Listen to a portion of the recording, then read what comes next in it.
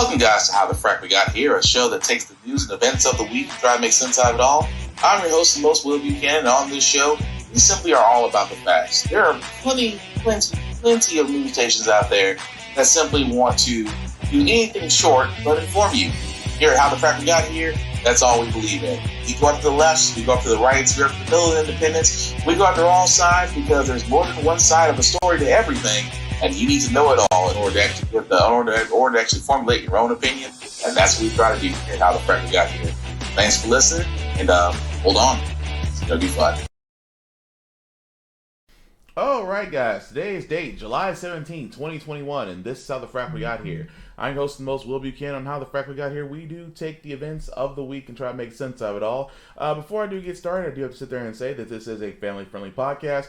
Although sometimes language may fly, and sometimes the things we show may be of a graphic nature, so viewer discretion is advised. Aside from that, welcome. So, let's go ahead and get into it this weekend, because what have we discovered?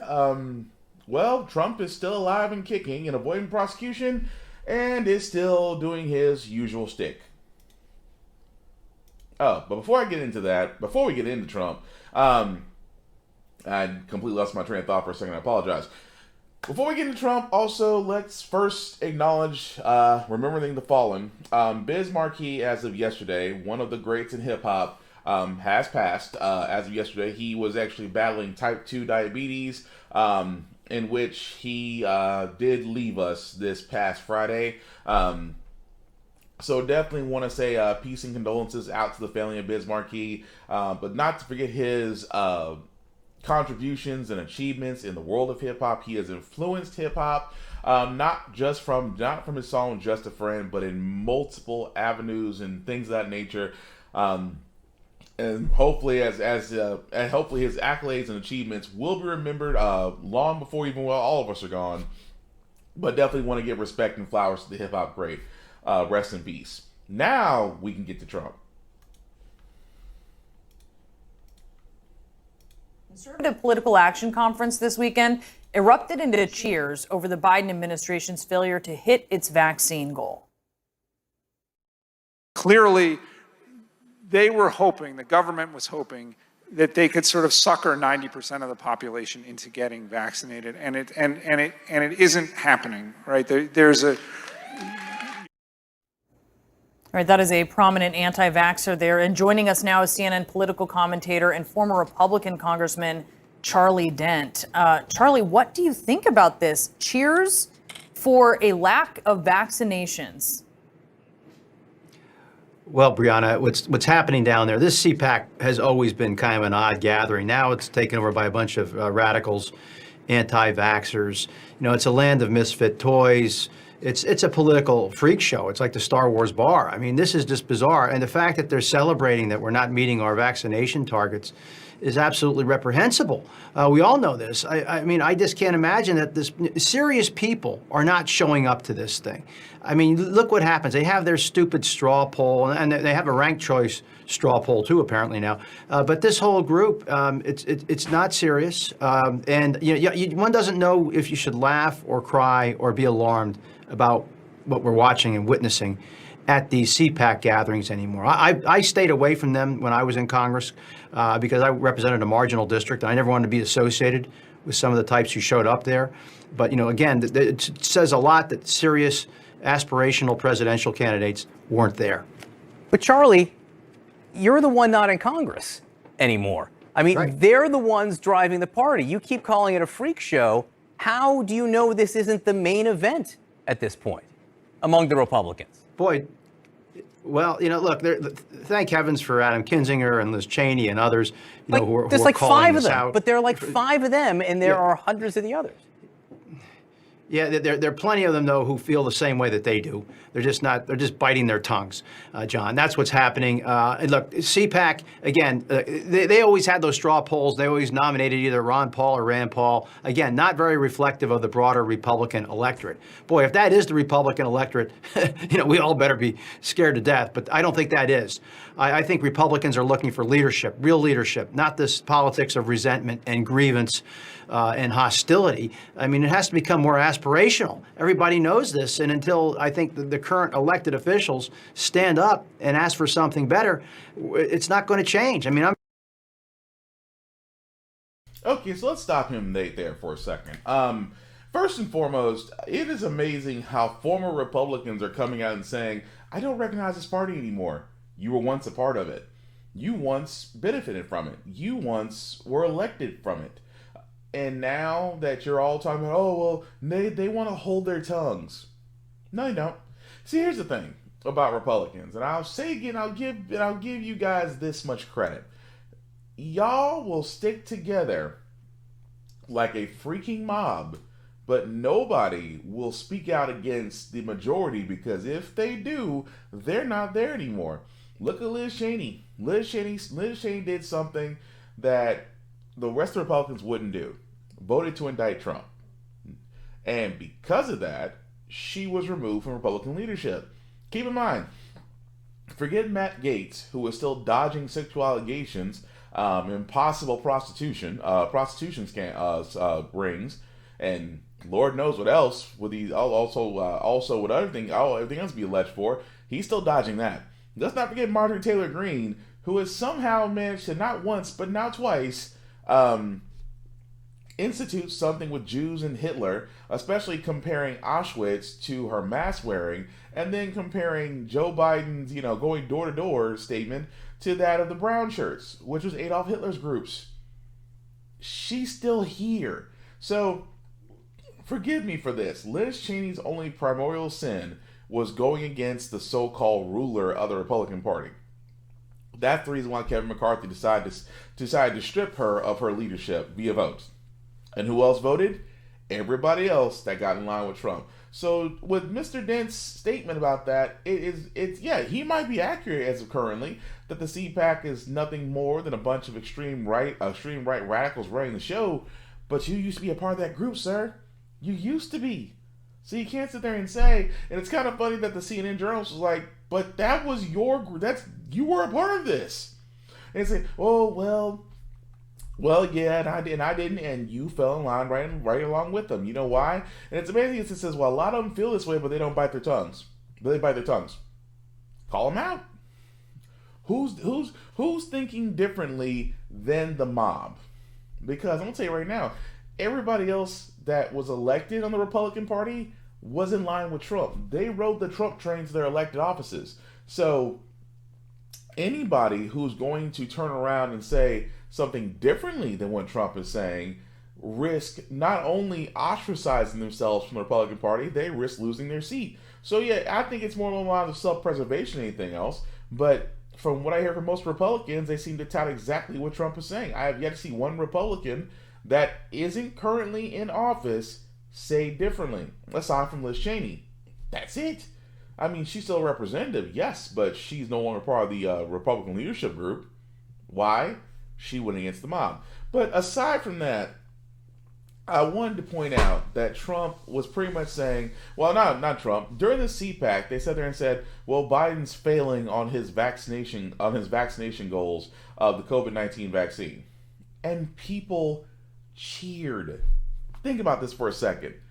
COVID-19, this pandemic that we're now we're about to be almost 2 years into at this point, 2 years plus into.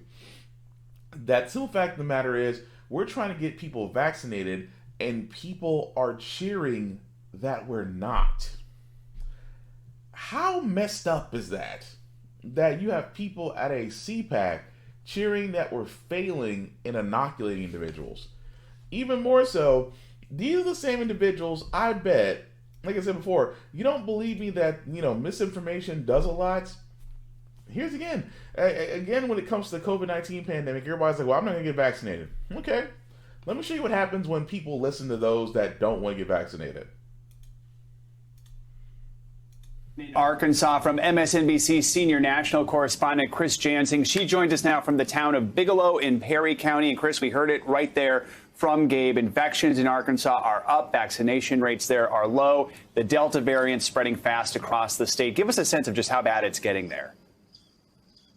Well, I just got some new numbers this morning, and they're frankly terrible. Last 2 days, Arkansas has been #1 in the country for the rise in cases per capita, #2 now in deaths, behind only Wyoming. And the concern is, as you heard from Gabe, it's only going to get worse because of the Delta variant, which the governor here says is moving at warp speed. I don't want to overwhelm you with numbers, but the numbers tell the story. Take a look at the rise in the number of cases just over the last 2 weeks. This is the tracking that the New York Times does, up 124% in the number of cases, hospitalizations and deaths at 67%. And the headline in a local newspaper showed us just how dire this is. They called it Arkansas's Death March. The number of people on ventilators here yesterday topped 100 for the first time in February. Everything moving in the wrong direction. So the governor has been making a huge push to get people vaccinated and set a goal. He wanted 50% of the population vaccinated at least once by the end of this month. Earlier this week, he gave an update.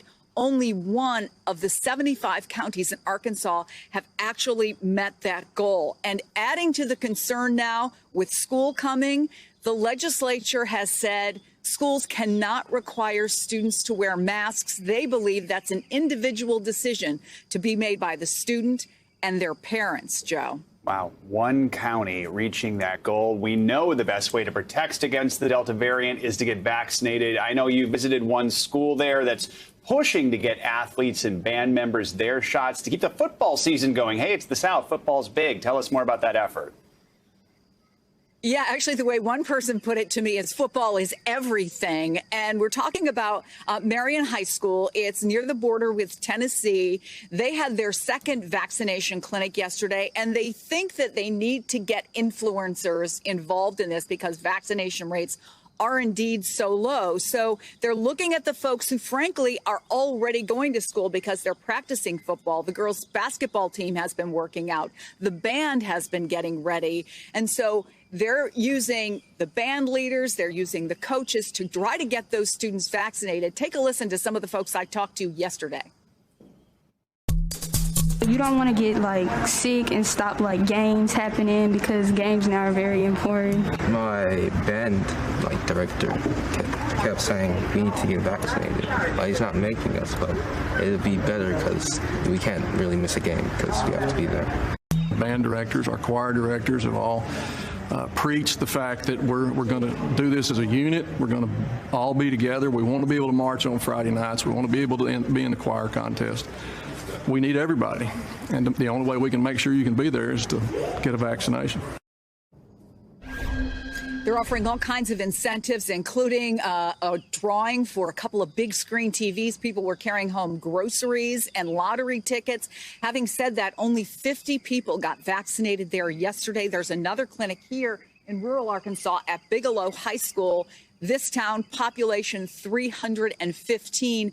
Rural area is one of the big problems here in Arkansas, Joe. Yeah, let's dig deeper into that and talk about the vaccination numbers there in Arkansas. You mentioned only the one county's reached that goal. Where you are, only 35% of the folks in Perry County are fully vaccinated. Compare that to 59% in the entire U.S. The numbers are even worse in Crittenden County in the central part of the state. So what are you hearing about why so many people are not getting vaccinated? Is it lack of access, vaccine hesitancy, a mix of both?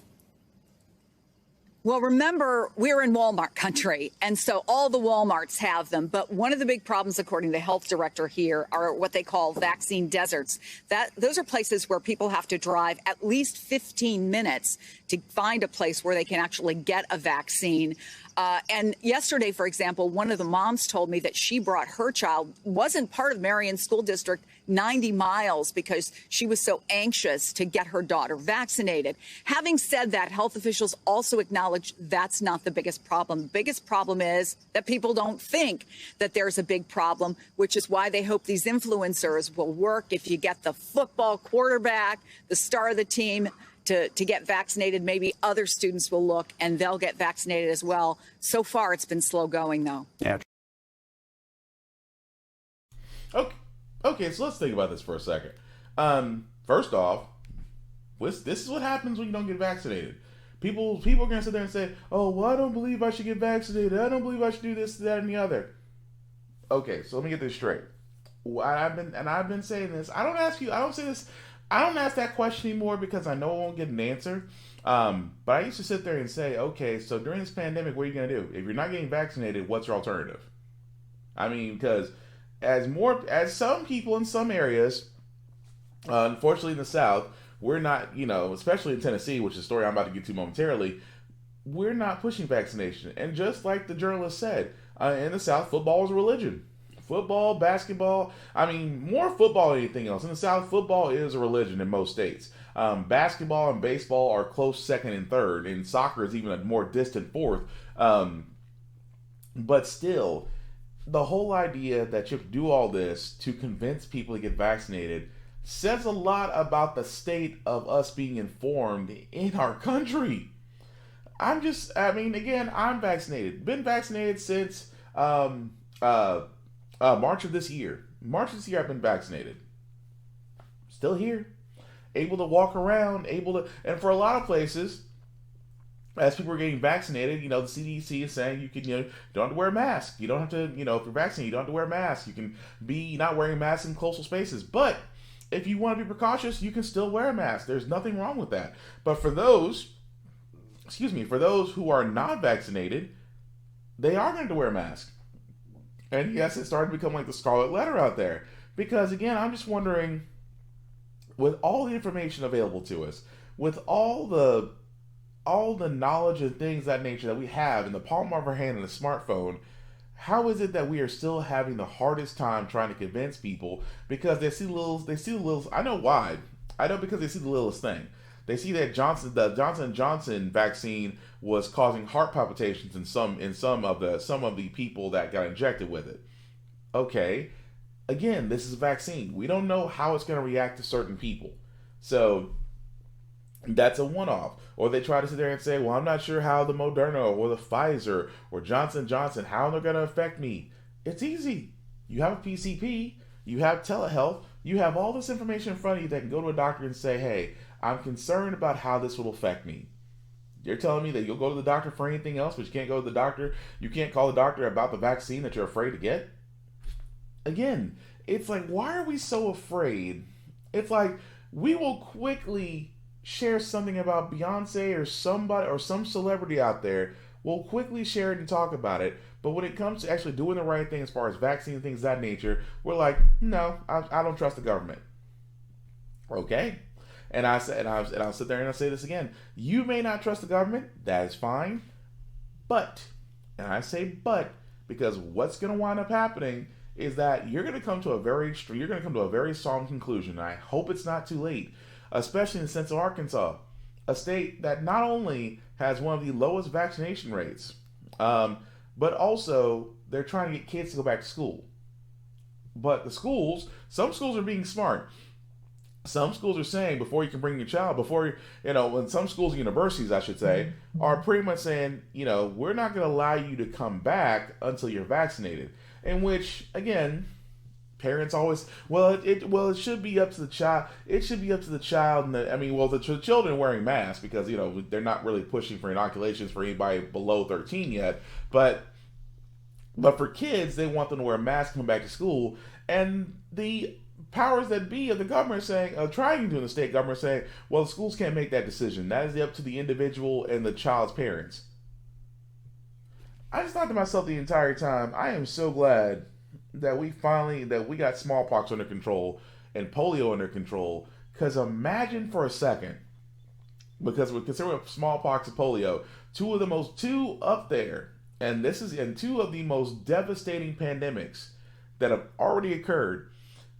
Imagine if the blowback we're currently receiving from those anti-vaxxers and people that don't believe in the vaccines, things of that nature. Imagine if those folks were around during smallpox and during polio. Be a whole different story, wouldn't it? I'm just saying, it would be a whole different story. But again, you can't argue facts. You cannot argue facts. The facts right there say it all.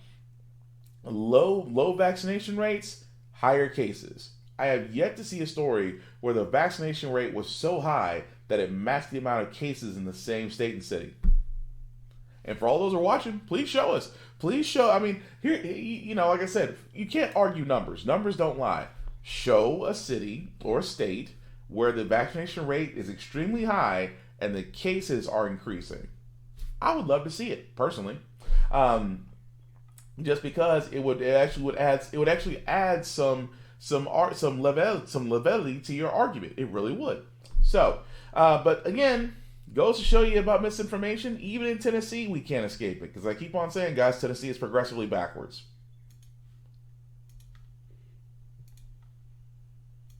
By Dr. Michelle Fiscus, formerly the top vaccine official in the state of Tennessee. She says that she was fired from her role as the medical director of the Vaccine, Preventable Diseases, and Immunization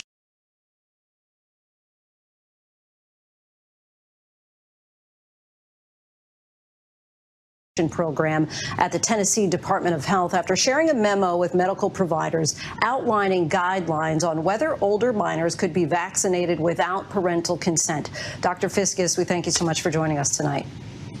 Thanks so much for having me. So first, just quickly explain to our audience what was in that memo and the response that it generated from the state's political leaders. Thank you. Yes. So I had been reached out to by several medical providers in the state that were providing COVID-19 vaccines. And this was just before the authorization of the Pfizer vaccine down to age 12. And they were asking, what do we do if a minor shows up to be vaccinated and they're not accompanied by a parent? Can we vaccinate them or not? And so I reached out to the general counsel of the Tennessee Department of Health and asked them for language around Tennessee's mature minor doctrine, which is Tennessee Supreme Court case law that went into effect in 1987, 34 years ago, that states that children who are ages 14 and older, if deemed mature enough to make the decision by their medical provider, can elect to have medical treatment without the consent of their parent. Our Office of General Counsel sent me the language around that, told me that it was approved by or blessed by the governor's office, told me it was posted to the internet, it was publicly available, and that I could share that information however I saw fit. So I put it into a memo to our COVID-19 vaccine providers in the state, some of whom apparently had concerns about that and felt that the communication to these medical professionals was an attempt on my part to undermine parental authority for the control of their children in making medical decisions. That progressed to them contacting state legislators who eventually called the Department of Health to a government ops meeting on June the 16th, where some legislators went so far as to call for the dissolution of the State Department of Health, claiming that we were targeting children inappropriately, when what I had done was share a 34-year-old Tennessee case law for the awareness of those providers so that they would understand where the rules were around vaccinating minors in the state of Tennessee. And you wrote in the Tennessean newspaper, I've been terminated for doing my job because some of our politicians have bought into the anti-vaccine misinformation campaign rather than taking the time to speak with the medical experts. And it is the people of Tennessee who will suffer the consequences of the actions of the very people they put into power. Your state currently only has 38% of its residents fully vaccinated. How much do you believe that politics and misinformation is hurting public health efforts to convince more people to get vaccinated there? I think it weighs heavily upon that. We know, especially as pediatricians who've worked in vaccine hesitancy for decades now, that you can move people to making the right choice for their health and their well-being if you make a strong recommendation for getting vaccinated. It's one of the things that that is most important in getting parents to vaccinate their children is a provider's strong recommendation. We have not been permitted to message a strong recommendation to receive COVID-19 vaccines, and then there's this odd ideology that seems to have come into play, where getting a COVID-19 vaccine is thought of as somehow placating the left. Public health is not political. It should never be political. Vaccines should never be political. This is public health. This is doing what is best for the public good. And unfortunately, politics has really seeped into this entire response. And Doctor, you have said, I am afraid for my state. What are you most afraid of for? With our state's poor vaccination rates, which is not because of access to vaccines, but because people are unwilling to get them, what we're going to see is increasing cases, especially as new and more infectious variants like the Delta variant evolve in this pandemic. And we're going to see more sickness and more death in a state that has already had an extraordinary number of cases, and where some 1 out of every 540 Tennesseans has lost their lives to this pandemic. Every death going forward is preventable. And it's only through getting those vaccines that we're going to see that happen. And until we get that message out to people and start encouraging them to get vaccinated and explain the importance of that, we're going to continue to see people die needlessly. The Tennessean has also reported that the state health department is now halting all vaccine outreach to children, not just for COVID vaccines, but vaccines of any kind. We've reported on the decline in childhood vaccinations during the pandemic. As a public health expert, just explain what kind of impact that could have on your state to not have this kind of outreach on immunizations.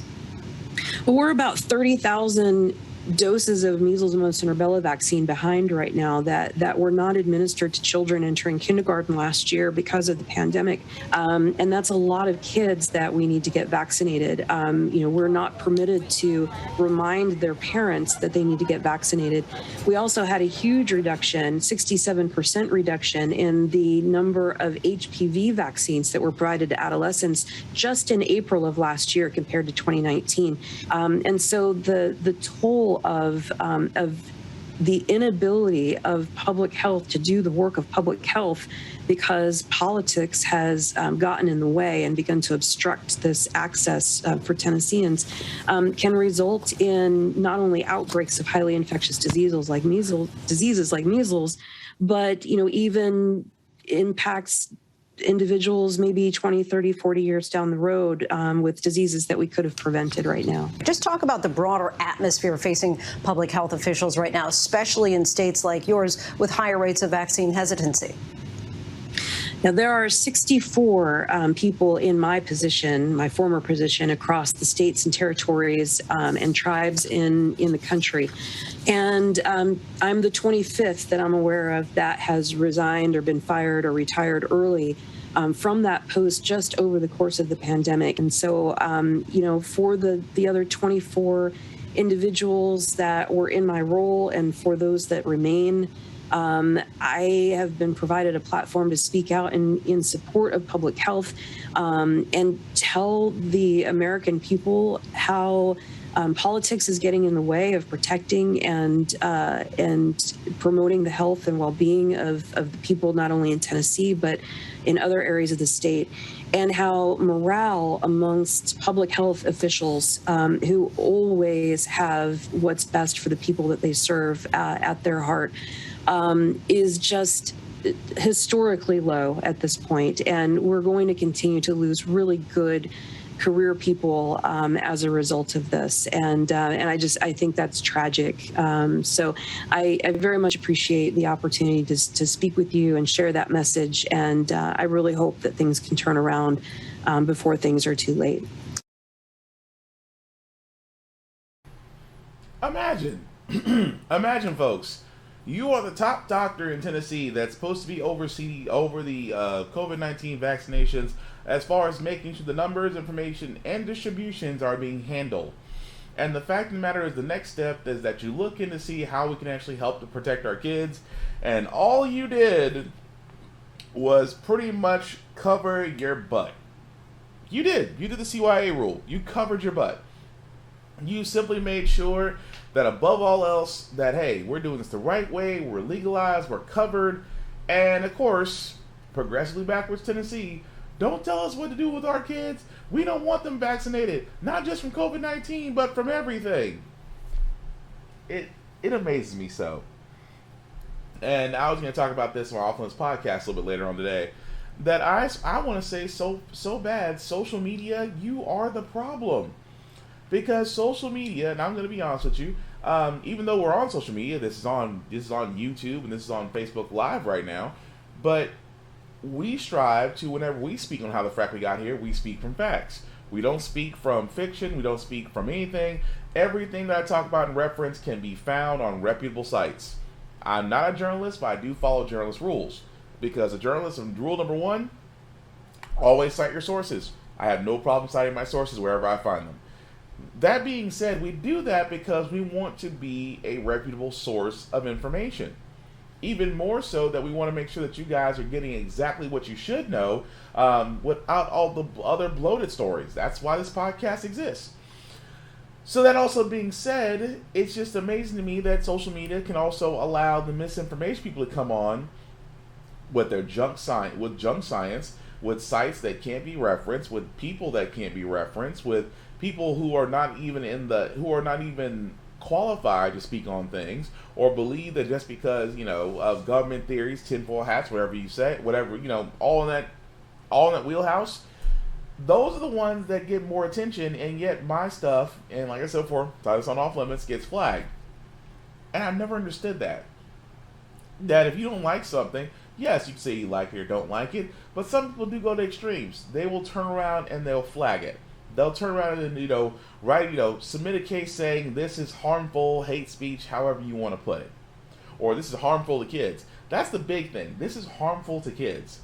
And those are the same folks that I expect to turn around and do what they did to this poor woman. Because all she was trying to do was make sure that the kids are taken care of. That was her whole thing. Her whole thing was making sure that the children are taken care of, that they're protected, that what can we do to knock down this pandemic in the state of Tennessee? And she got fired for it. And even more so, now they're wanting to end all outreach programs for this stuff. See, this is how I know Tennessee is not too far off from Arkansas. Literally the video I just showed before this. Remember what I sat there and said? Low vaccination rates, higher COVID cases. I have yet to see where there's a high vaccination rate and high COVID cases. Numbers don't lie, people. It works. But amazingly enough, instead of actually helping those and making sure that we're giving those with the leeway to actually do more than what they have, we're ostracizing them. We're firing them. And then we're saying, oh, we'll never speak about this again. Sticking your head in the sand does not get rid of a problem. The problem will still be there once you pull your head out. You still got to deal with it.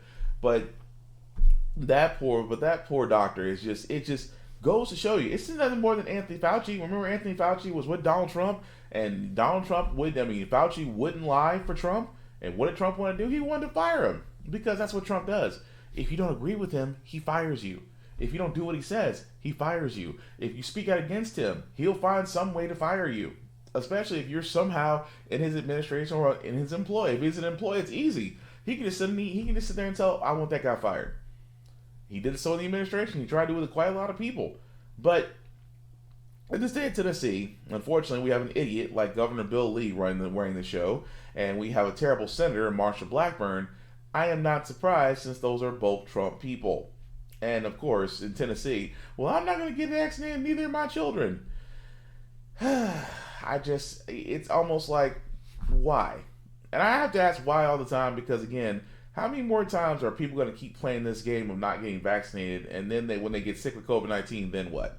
Because that's happened to many people. Keep in mind, that's happened to many people that have caught COVID-19 and lived to tell about it. And has their tune changed? Oh, like a freaking banjo. Oh, well, you guys I got COVID-19. I didn't think it could happen to me, and I was able to beat it, but you guys didn't get vaccinated. I have yet to meet a story where a person got COVID-19, survived, and still said, don't get vaccinated. I've yet to see it. Because usually what happens with COVID-19, some people survive, some people don't. There's at least over 600,000 cases of those who didn't make it. Your choice. But again, it's hard to sit there and convince the unwilling. But anyway, switching gears for a second, I want to talk about this story, which again is involving another shooting by a law enforcement officer. but the details are just really, really off. At the same time, guys, the video may be a little graphic for viewers, so viewer discretion is advised. Underway in Virginia after a deputy shot an unarmed black man just an hour after the officer gave the man a ride home. 32-year-old Isaiah Brown was shot multiple times while on the phone with a 911 dispatcher as the deputy returned to Brown's home on a domestic incident call. The sheriff's department has now released body cam video and the 911 call. CNN's Polo Sandoval has that footage and joining us now. Polo. Fred, pretty incredible that Isaiah Brown, he's still in serious condition even after his family says that he was shot 10 times by a Virginia deputy. This happened on Wednesday. His family alleging that the shooting was the result of a miscommunication, that the 32-year-old man had in his hand what was actually a phone, which he was using to speak to 911 dispatchers when he was shot. Now, we're going to play you a portion of that call in addition to deputy-worn body camera video that has been released by authorities so you can see and so you can hear some of the moments that happened before and after those shots were fired. But first, some important background information here. According to the Spotsylvania County Sheriff's Office, he was responding to Brown's call of a domestic disturbance, talked about the deputy. And in the 911 call, I listened to it and you can actually hear Brown having an argument with his brother. At one point in the conversation, Brown threatens to kill his brother. Brown is also heard asking his brother for a gun, but his brother refuses. And then seconds later, Brown tells the dispatcher that he does not have a gun and that he's not armed as he walks into the street. And that's when you begin to hear those sirens approaching. The dispatcher instructs Brown several times to hold his hands up, and that's where this audio picks up. Isaiah, are you holding your hands up? Put your hands up. Show me your hands now! Show me your hands! Drop the gun! Stop the gun now! Stop walking towards me! Stop walking towards me! Stop! Stop!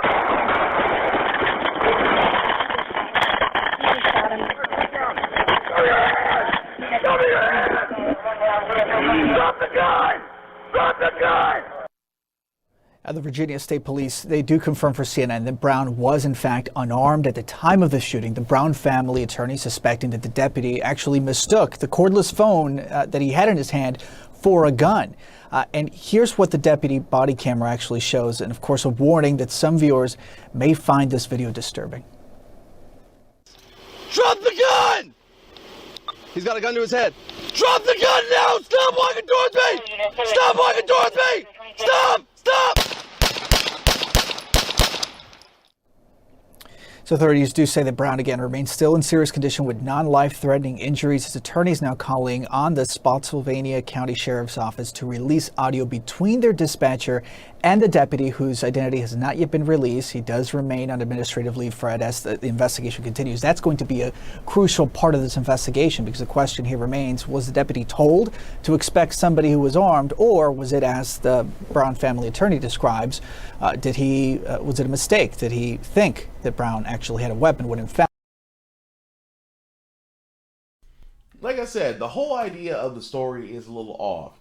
The Virginia officer actually gave the man a ride home, only to turn around and come back to his house following domestic dispute. The thing that bothers me out of all this is that, of course, he was found unarmed with a cordless phone. And the thing I want to point out, especially because I know, number one, if you get your body cam footage, you can't say it's graphic. It might be slightly graphic. And the body cam is in pure darkness except with the police lights right there, and you maybe see bullet casings fall out. And of course, you hear the shots. Okay, I'm not sure how that's violent, but hey, we all gotta say it because we all gotta do CYA. But the thing about it is, that bothers me out of all this is the dispatcher was on the phone with the guy, and the dispatcher was also radioing back to the officers. So here's my thing. If the officers know that he's on the phone with 911, 911 knows that the police officers are there, all you hear is drop the gun. And he's like, do as he says. There's nothing. It's like, I have no gun. I'm on the phone with you. You should be able to relay it back to them and say, I don't have a gun. This is a phone. I have a phone in my hand. I am unarmed. I can only imagine situations because, like I said, we can't see. We can't see exactly what the man was doing, except the fact he was on a cordless phone with 911. I can only think from an officer's standpoint, it's like, okay, well, he's got a gun to his head. With a cordless phone? I mean, it doesn't jive right. Because again, he was unarmed and they kept on saying gun. So it's like, I've seen cordless phones, ladies and gentlemen. This is the part where I have to sit there and say, any cordless phone doesn't look like, I mean, for example, no one's going to hold a gun to their head in such a fashion where your hand is like this. On top of that, has anybody seen cordless phones lately and then looked at handguns? There's big differences, that's all I'm saying. But like I said, the story itself is a little convoluted just because it's going to be like, well, the 911 dispatcher relayed to the officers that he was armed. Yeah, that's one thing. But here's another thing. How do the officers get it wrong? How do the officers get it wrong when they're looking at a suspect and saying, you know, trying to see what he's got in his hands while he's on the phone with 911? This is the problem that I have. Because it's the dispatchers at fault. Obviously, the officers at fault. Because number one, of communication. Number two, the officer couldn't tell the difference between a cordless phone and a handgun. I understand split-second decisions get made all the time. But you're going to stand and tell me that he can't find the difference between a cordless phone and a handgun, even with his backups there. But again, it didn't seem like the whole idea of him being armed or unarmed was literally and figuratively told to the officers. But again, the officers didn't exercise caution. It's like I said before, when it goes back to officers being trained, why are they always going for lethal force when it should be assessing the situation and then going from there? This is why I keep saying defund the police actually had a great idea. Unfortunately, Joe Biden decided that in order to combat higher crime rates, we need to hire more police. And yet, the 94 crime bill people that were sitting there saying that Joe had been a part of and was the architect of were validated. That's wild. It really is. But we will follow that story as it comes along. The other story that I got, guys, is like I said before, this is the thing that I'm worried about when it comes to the pandemic, and the CDC has said it best. At this point, well, let me just play the video because honestly, it just says the best way I can. Best said it better than I can. Americans now to get vaccinated as this Delta variant spreads. The CDC director now saying that outbreaks are happening in parts of the country with low vaccination coverage, but communities that are fully vaccinated are faring pretty well. There is a clear message that is coming through. This is becoming a pandemic of the unvaccinated.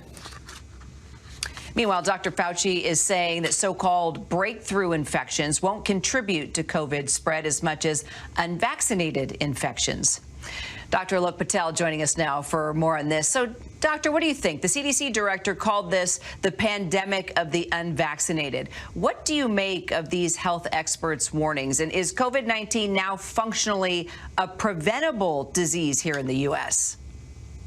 Oh, to some degree. We've always had tools to kind of mitigate the spread. I mean, it's been preventable. It's just up to people out there who choose whether or not to actually adhere to that risk. And unfortunately right now, and it's sad to say this, that it absolutely is a pandemic of the unvaccinated. You know, we can look at LA County right now where almost every single, if not every single hospitalized COVID-19 patient is unvaccinated. And across the country, when I hear stories of young people who are hospitalized, if they chose not to get the vaccine, or if they were too young to get the vaccine, it's the adults around them who are indirectly responsible if they chose not to get vaccinated. I mean, it's harrowing, it's frustrating, and we only have ourselves to blame if we let outbreaks happen once again. Well, now we've heard the news that tomorrow night Los Angeles County is reinstating its indoor mask mandate, even for people who are fully vaccinated. So could we see more restrictions come back, you think, as the Delta variant spreads?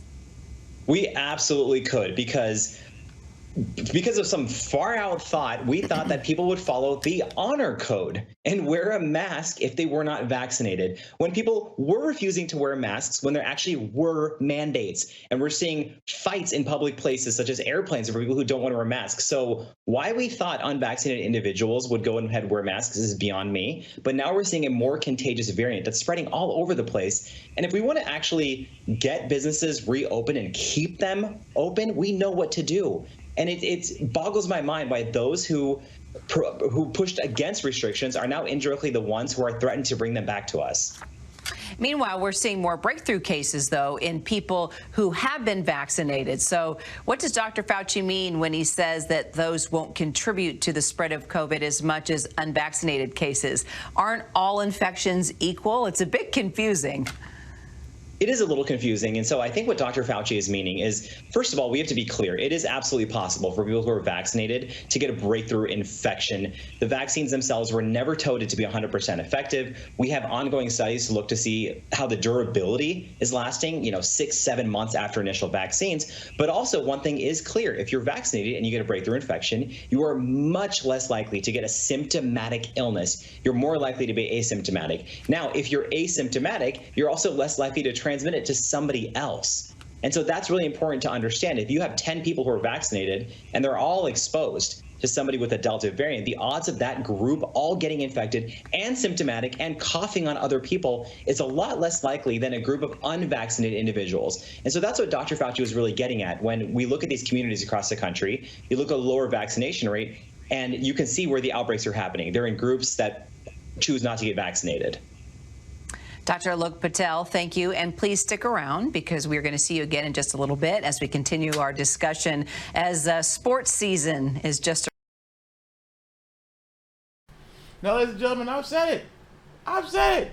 With low vaccination rates comes higher COVID cases. Higher vaccination rates, lower COVID cases. Numbers.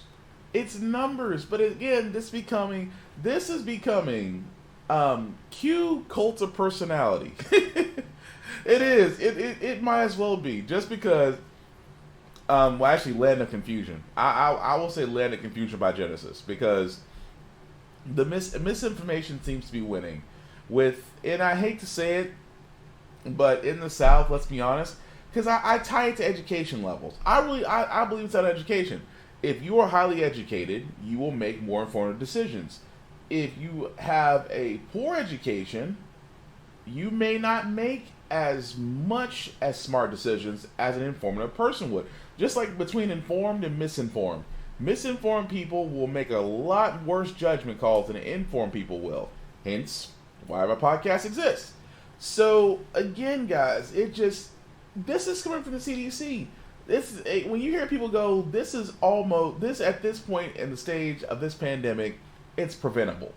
It's preventable, it's doable. It literally takes nothing if everybody gets vaccinated. Imagine, that's what we've been trying to do this entire time. New Zealand and other countries are able to do it no problem. But yet, when it comes to America, people believe that their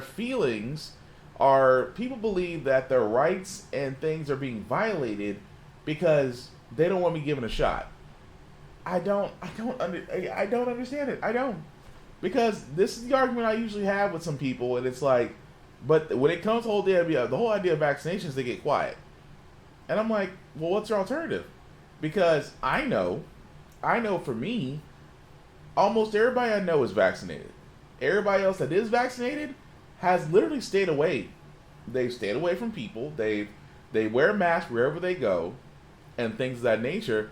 But it's going to come to a point to where everybody's going to get vaccinated, or, you might start losing things. The whole thing that they kept on saying the entire time, well, they're going to force us to get this, otherwise I can't work here, I can't go here, I can't go there. Well, rightly so, because everybody else is vaccinated but you. That's how measles came back, because a whole bunch of parents didn't want to get their child shots. So now measles, which again is another disease that, can be prevented by vaccination booster shots, came back. And I just hope to God smallpox never comes back, or polio never comes back, just because some parents out there believe that, booster shots do a lot more than actually help the child, when they literally and figuratively help the child. There's no other way I can say this, folks. This pandemic, as they said it, is literally preventable at this stage. We just have a lot of people that just refuse to get the shot. And again, I've said it once, I'll say it again. You can refuse to get the shot all you want to, but here's what's going to wind up happening. You're either going to lose your social life, or worst case scenario, you actually lose your life. But like I said before, you show me one person that caught COVID, beat it, and was still sitting there saying, I'm not going to get the COVID-19, I'm not going to get the COVID, you shouldn't get the COVID-19 vaccine. I have yet to meet one person who literally beat it, that didn't have the shot, beat COVID-19, and still said the same thing afterwards. Because COVID-19 is a lot like everything else in life. You know, for a lot of people, it won't affect them until it hits home. And I don't want that to come to that. But, you know, hard-headed people, what can you do?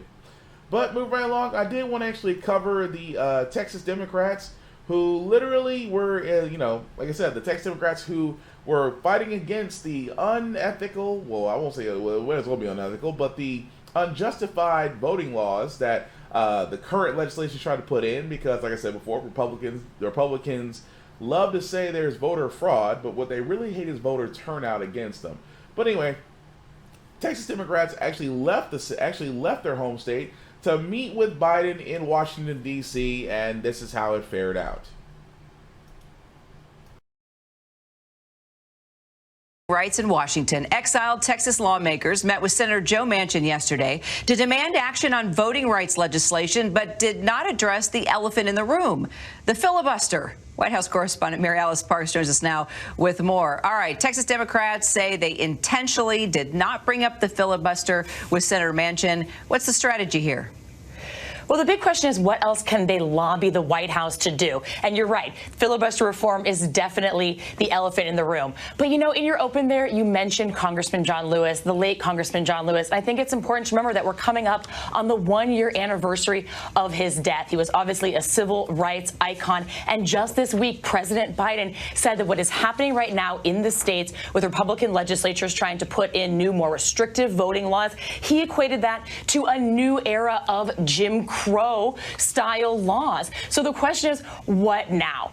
Just a few stats. The Brennan Center says that 16 states in total have put in place 28 laws. So the president's not wrong when he's talking about this being kind of a coast-to-coast effort from Republicans to hamp down and to really, what they say is work on election security. What Democrats say is make it harder to vote.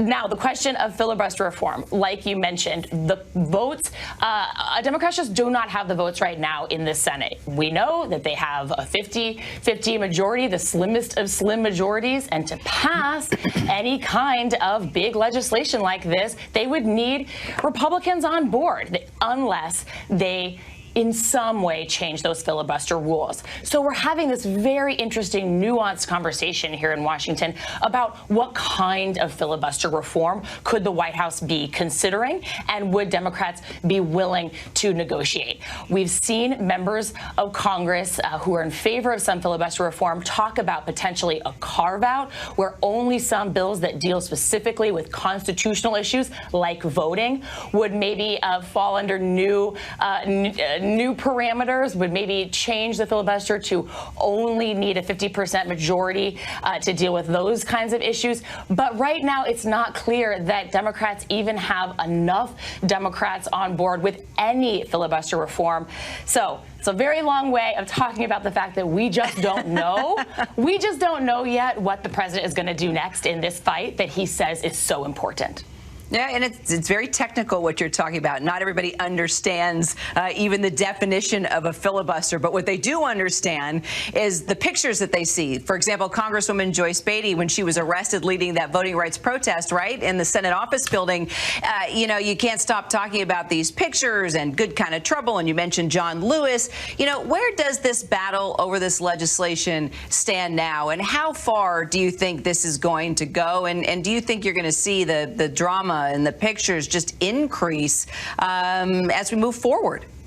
Well, that's the only thing that we've heard so far from the White House, that they want this kind of grassroots activism. And you're right, the picture there of Congresswoman Betty, she's the chair of the Congressional Black Caucus, being willing to get arrested there in the Senate office building over this debate. She's arguing for that kind of filibuster reform. She's saying change the rules in the Senate. Let this kind of legislation move forward. And she's willing, with her peers and other activists, to get arrested there this week. That's the kind of statement that the White House, I think, is really looking for at the grassroots level. The only thing we've heard from the president, the vice president, and their teams is that this will happen if there's mobilization from the ground up. Just today, the White House press secretary was pressed again, and she said that is how change happens in America. People in the streets, people take to the streets, they get involved, and they fight back. And I think.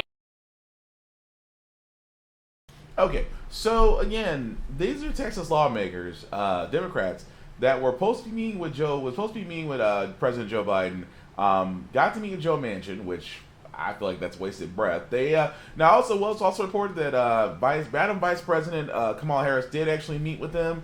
But again, it's partly true what they're saying. That yes, you do need people at the bottom. You do need those grassroots, those people at the bottom. But at the same time, I have been saying this. At the local level, folks, the local level can change a lot in a state. But unless we're doing all of it, but it has to be done on both sides too. Because keep in mind, they said they don't want to mention the filibuster of Joe Manchin. Why? Because Joe Manchin is in love with Republicans. He's in love. There are a lot of him. He's the Republicans' gift right now, because he's the one Democrat that's talking about we need to work across the aisle. I had yet to hear one of the Democrats sit there and say, well, we don't need to work across the aisle. We need to go ahead and get this done. I have yet to hear someone else sit there and say what Joe Manchin is saying. But, the filibuster does need to be removed because Democrats, again, the clock is running out. 2022 is around the corner and midterms are coming up, and Republicans are going to sit there and do nothing until the midterms because they want to break up this small but majority over Congress the Democrats have. And the Democrats have yet to push something through aside from the America's First plan, which actually got us another stimulus check, which again, we should be getting continuous ones. However, the child care tax credits are finally coming through, so there are some families that will be receiving that assistance. That's all well and good, and hopefully continue to receive that assistance. Actually, it should be permanent. But again, when it comes to the whole idea of sitting there saying, well, it has to be from the ground up, I'm like, no, it has to be from both sides. Both of you guys, Democrats right now have the ability. Chuck Schumer, Senator Majority Leader Chuck Schumer, right now has the ability to turn around and bring the filibuster to the floor. He has the ability. They just don't choose to do it because they know good old Joe Manchin is going to sit there and say, well, I'm against this because it's there for a reason for bipartisanship. That is the thing that I possibly cannot stand above all else. It's just that we cannot keep sitting there saying, for the simple fact of the matter, that that bipartisanship needs to happen. It's not going to happen. The Republicans don't care. I wish, above all else, a lot of people understood that. Republicans simply do not care anything about what the Democrats want to do. You don't believe me? Name one thing the Republicans have done since the Democrats have taken over the office, since Democrats have had a majority in Congress. Name one thing Republicans are pushing that isn't sounding like the greatest hits. They haven't pushed forward alternative health care plans because they were too busy trying to go after the ACA and Obamacare again. They were trying to go after DACA again, which we will talk about momentarily. It's the greatest hits. So again, it's like I don't understand the whole idea of working with Republicans. That's why I wish the Texas Democrats, and don't get me wrong, that group of women that went up there to represent us and our voting rights, nothing but respect for them. I just wish they got the chance to speak with Biden and pretty much sit there and say, hey, we put you here for a reason. Do what needs to be done. Is what I'm pretty sure those words, or some context those words got said, because it's the truth. do what needs to be done and literally get it out the way. But moving gears for a second, I did want to talk about DACA just because, again, Republicans' greatest hits. They managed to get a judge to literally listen to the DACA program, and now he's decided to rule against it and halt it. But it's weird about his ruling. DACA, the federal program that allows young people known as Dreamers to avoid deportation and remain in the U.S. Justice correspondent Pete Williams joins us. Pete, a federal judge has ruled the program illegal? Right, Lester. The judge in Texas says the Obama administration failed to take all the steps required by law when it launched the program in 2012. But for now, he's putting the effect of his ruling on hold for the most part, so it does not change the status of the hundreds of thousands of DACA recipients who are here now. They can stay and they can apply to renew their status, but the judge ordered a halt to approving new applications from people who've never been in the program before. The government is sure to appeal this decision, but it puts new pressure on the White House and Congress to come up with a permanent fix for what to do about the Dreamers. Okay, so the ruling actually makes no sense. You're saying that DACA is, the Obama administration overstepped their bounds to create this program by not following the Procedural Act. But you're saying that for everybody that got approved and they're in the program, they're good.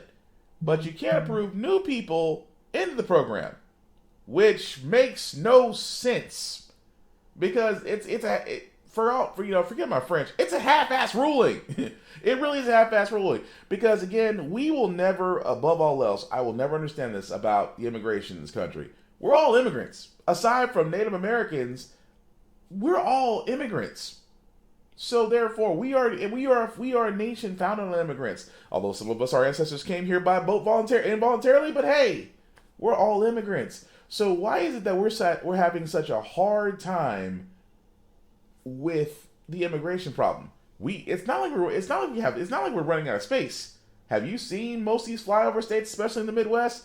We can house a lot of people. At the same time, if folks want to come, there's a reason why Ellis Island sits out there in New York. Give me you're tired, you're poor, you're hungry, and I left my lamp beside the golden door. Remember that? Again, there's no problem. Again, I just don't understand the whole thing here. Well, we don't want anybody to come over to our country. We don't want all the word, this is why I say the conservatives stick on this. We don't want all the murderers, the rapists, and things of that nature. I'm like, oh God, this is Donald Trump all over again. We can have a simplified immigration system. It's the fact of the matter, they go, well, we want to do backgrounds. Well, how can you do backgrounds in countries that won't respond back to you? Here's my thing. Unless they have a murderous background, which is going to be hard to do, I believe that we can offer amnesty. We offered amnesty before. Remember Cuba? We offered amnesty then, and a whole bunch of immigrants that moved in became citizens because of that. You're telling me we can't do the same thing again? I always said it's this fear, the fear of if we allow, it's actually two parts. One is the fear. The fear is like, oh, we don't want anybody and everybody to come into our country. But a lot of people are fleeing countries under war, countries under distress, countries run by dictators, and even fearing for their own lives, they travel thousands of miles just to come to the States. My thing is, if you traveled from a state to where your life could end at any moment because you want a better life in the United States, welcome. We don't have, like I said, I don't see a no vacancy sign in the United States. Like I said, we have plenty of states, plenty of room, plenty of opportunity. What's the problem? But then it goes to the number two problem. Because as you bring in immigrants in, there's a certain group of people out there that are going to feel like they're the minority. And they know who they are. Because the simple fact of the matter is, those people that see more immigrants coming in, which means that, more immigrants will eventually become citizens. American citizens can vote. You can only imagine what will happen in the next couple of years, in the next 5 to 10 years, if those immigrants decide to become citizens, that the actual idea of America will change. And a lot of people who say they're for everybody and love everybody will show their hypocritical sides very, very quickly. Again, the immigration system can be fixed, and it can be simple. We just choose not, for a lot of people, they just choose not to do it just because of the simple fact of the matter, they don't want to admit what they really are. They don't want to admit that they're nationalists. and bigots. But again, if it was up to me, if it was up to me and the powers that be, the immigration system would be so simple. Because, like I said before, we're a nation of immigrants. Who are we as a nation of immigrants to turn around and deny others from coming in, simply put, because of a fear? That's all I'm saying.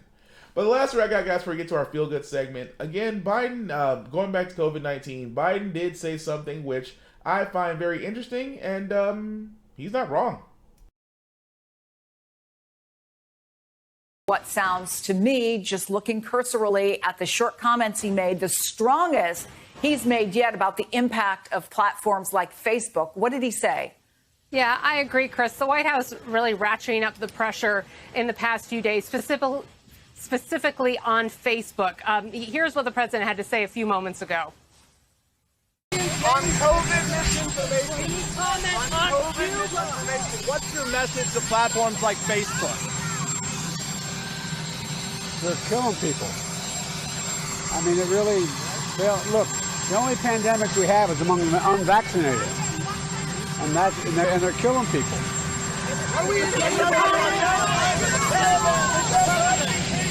And the White House is indicating that they think this is something that Facebook can do more of. They cited some research from May that found that just 12 people account for the majority of misinformation out there. That report was by an outside group, but it does identify those people, and some of them are still active, and that's a type of issue that the White House would like to see addressed. Yeah, and I'm wondering what the strategy is beyond. I mean, those comments to say they're killing people, are unlike anything that we have heard before. I just came back from Arkansas, which for a couple of days last week had the highest number of new cases, I think the second highest number of deaths. They have a Republican governor, Republican politicians across the state who have been pushing for vaccinations, and yet they have such a low vaccination rate. I think statewide it's somewhere around 33% have two vaccines. So what do they think is really going to get through here? What's the strategy? Right. Well, and to that point you raised about Arkansas, they said today that a majority of cases, or about almost a majority, about 40% of cases right now are coming from just 4 states. And 1 in 5 cases are coming from just Florida alone. The CDC director referred to this as a pandemic for the unvaccinated. So they are really trying to focus attention on getting to the people who aren't vaccinated, because there are definitely the early warning signs that we are looking at another surge in certain places. The White House advisors and health officials have indicated that they're going to continue the strategy that they are on of trying to get messaging out to people, trying to combat this misinformation, doing this sort of one-on-one outreach, trying to lean more on physicians to try and get the message out to their patients. But I asked the press secretary today, are they going to do anything to mandate the vaccine, maybe even for federal workers or members of the military? She said she had no update on that. And we also have not heard the administration really coming out and encouraging employers to require the vaccine for their workers. So another lever potentially they could pull down the road, but one they don't appear to be pulling at this point.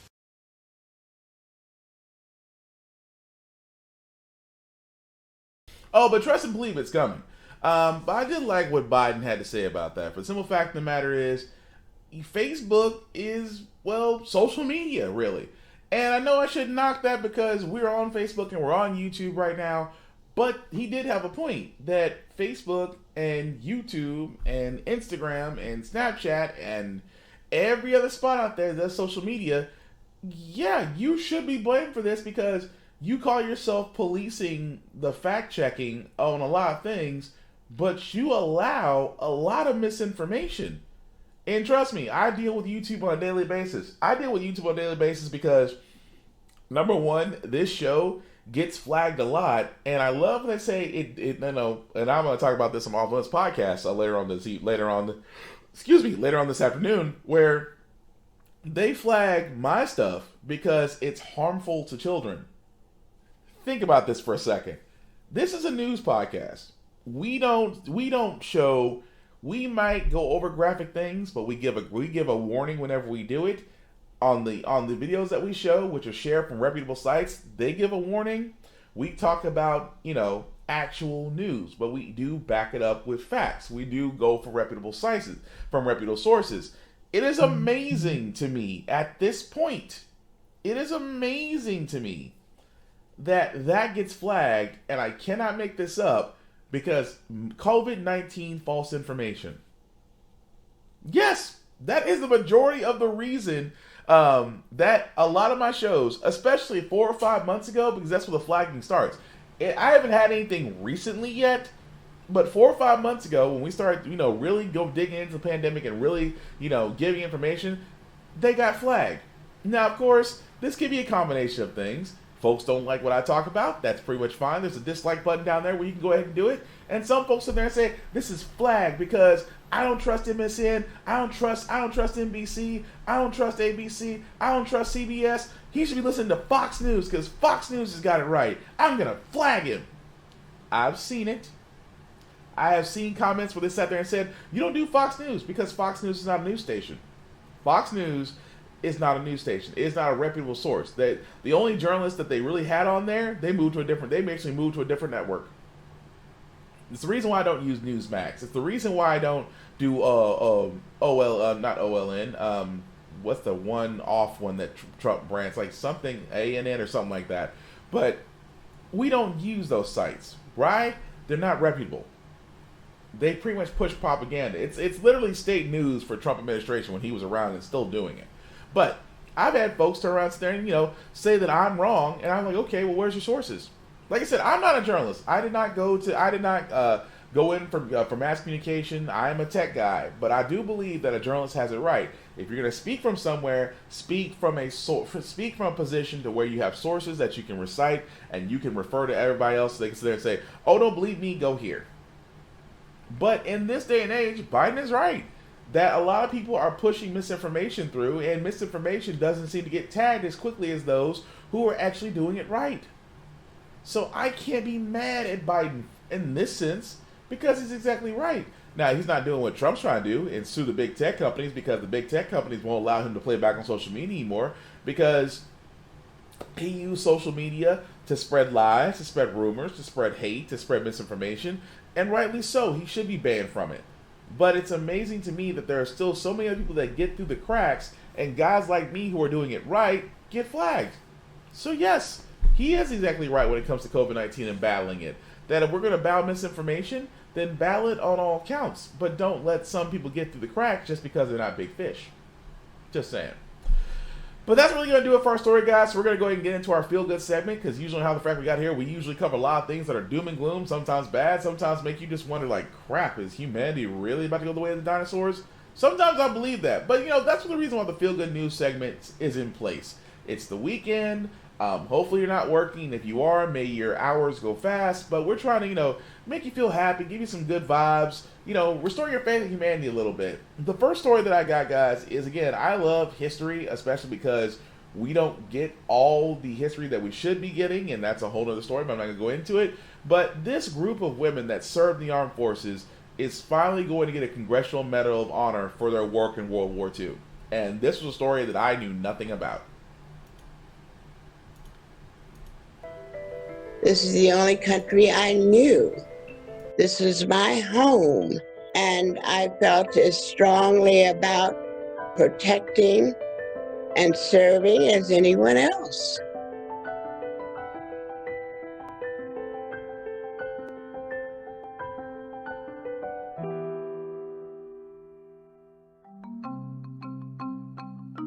People may not realize, but during World War II, there were more than 6,000 African-American women in the Army. 855 formed the 6888 Central Postal Directory Battalion, the only African-American Women's Army Corps unit to serve in Europe during World War II. The 6888 was formed to clear the multi-year backlog of mail for the 7 million Americans in the European theater of operations. Everybody expected mail from home, and that was our complete job, is to make sure that we get the mail out to the different units. They didn't have computers. They didn't have even television in those days. So mail was a very important thing. As units of white women were being deployed overseas, First Lady Eleanor Roosevelt and Mary McLeod Bethune rallied to have black women included in the war effort overseas. The women needed meaningful tasks, a meaningful assignment to prove that black women could support the armed forces just as the white women did. The women's first assignment was in Birmingham, England. They arrived in February of 1945. Working 3 shifts a day, they processed approximately 65,000 pieces of mail per shift for 90 days before they moved on to Rouen and Paris, France. It was hard, blackout conditions.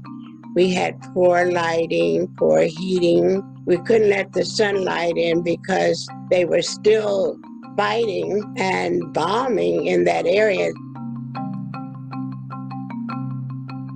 People of Birmingham, England treated us as heroes. It was very different from some of the behavior of white servicemen, I should say. It was segregated to the point where when we wanted to go to the base exchange, we'd give a list to one person and they would go in and buy. We were not allowed to go in post exchange. We had our own quarters, we had our own unit. They gave a dance for us. This white soldier came into the dance and saw me there. And he said, "What are you doing here using the N-word?" That was very devastating and very painful to see that the same countrymen that you're fighting the same war for was the one who disrespected me the most.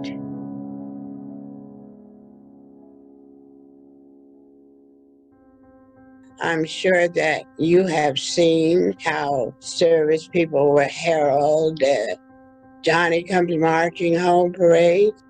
Our dismissal was quiet and unpronounced. We simply came home.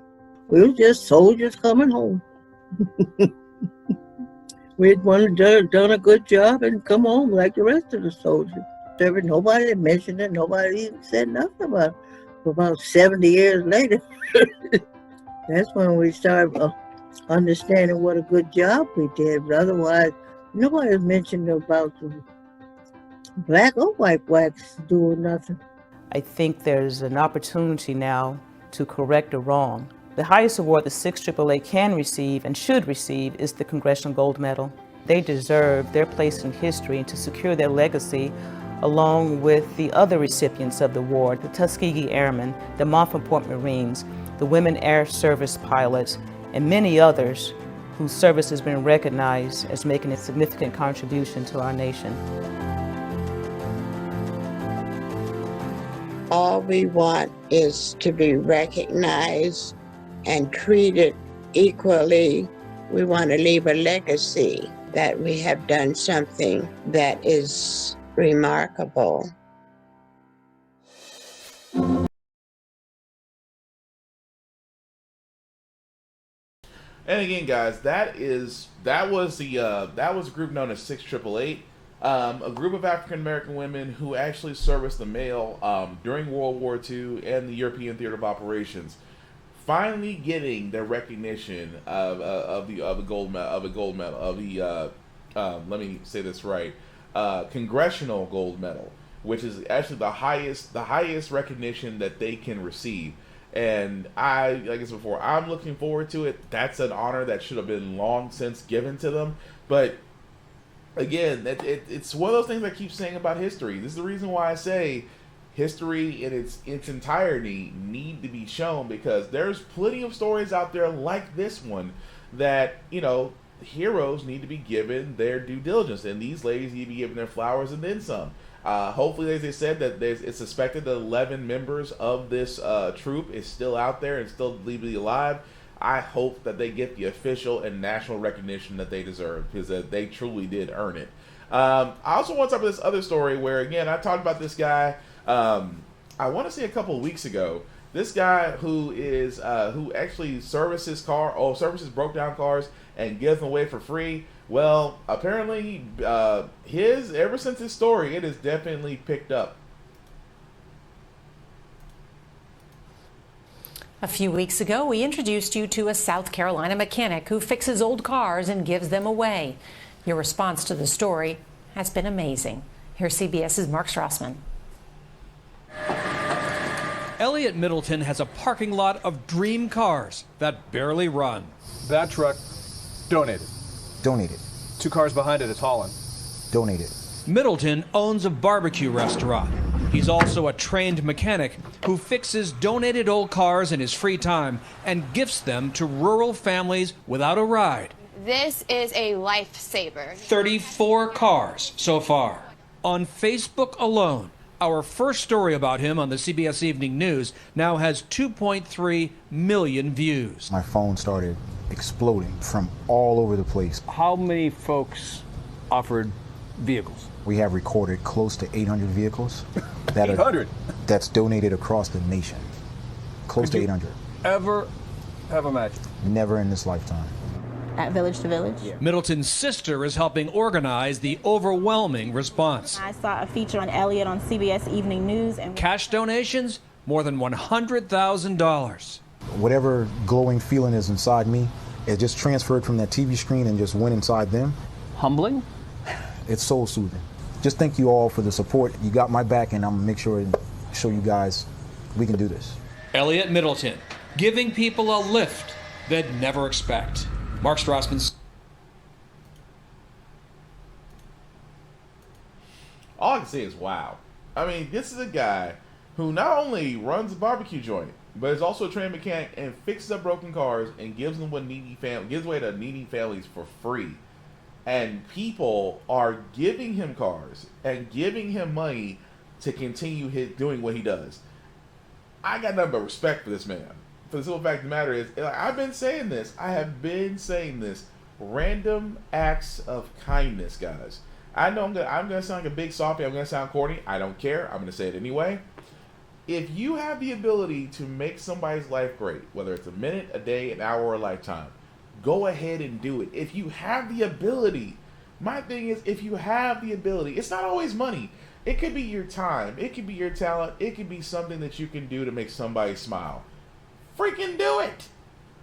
The world could use more random acts of kindness. That man is a shining example of it. That he doesn't do this. He doesn't do this for fame. He doesn't do this for money. He does this out of his own genuine self to do this for other people. I cannot knock that at all. I congratulate that man for what he's doing. He's using his time. He's using his talent to help out others. And that, my friend, in the world of karma will definitely come back to benefit him greatly. I cannot knock that man at all. The last field goal story guys, like I said before, random acts of kindness. This was actually going to be very quick.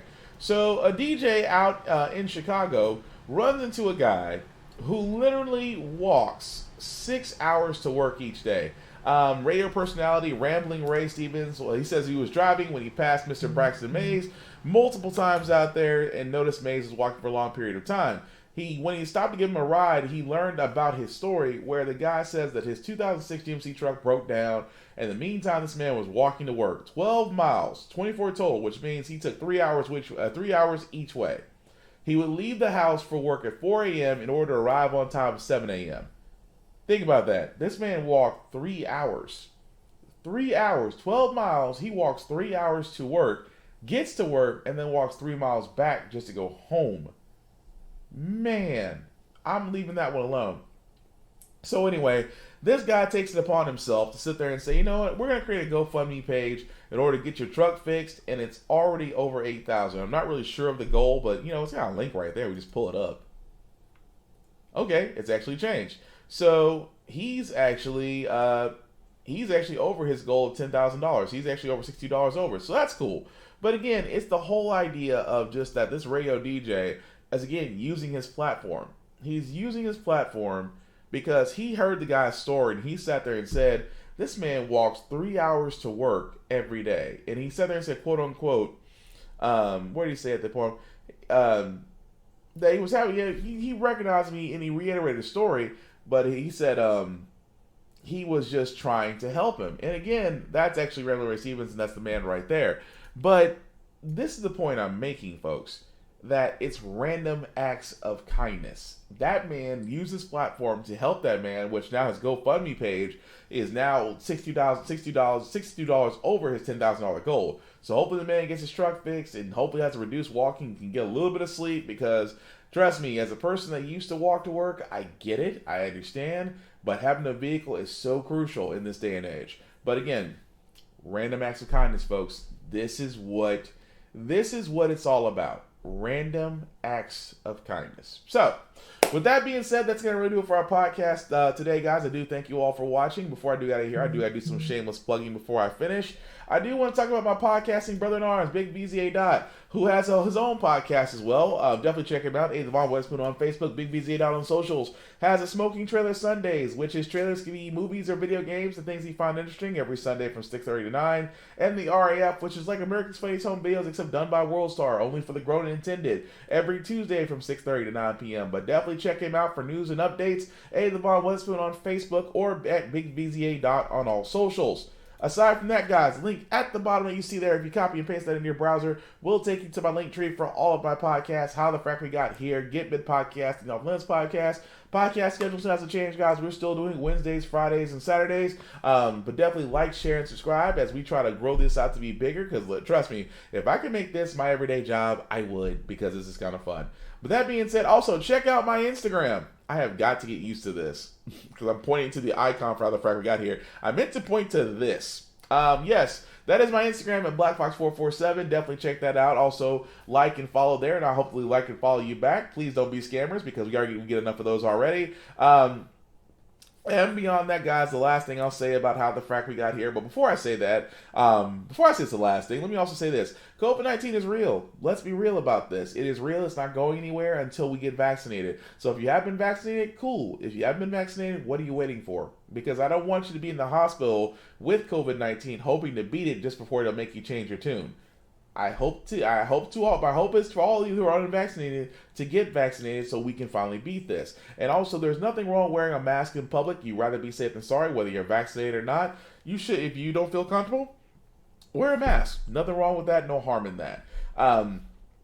But the last thing I'll say about How the Frack We Got Here, it's all about staying informed. We are not trying to change minds. We're not trying to persuade people. We're doing what news stations of old used to do. Give you all the facts, allow you to make up your own mind.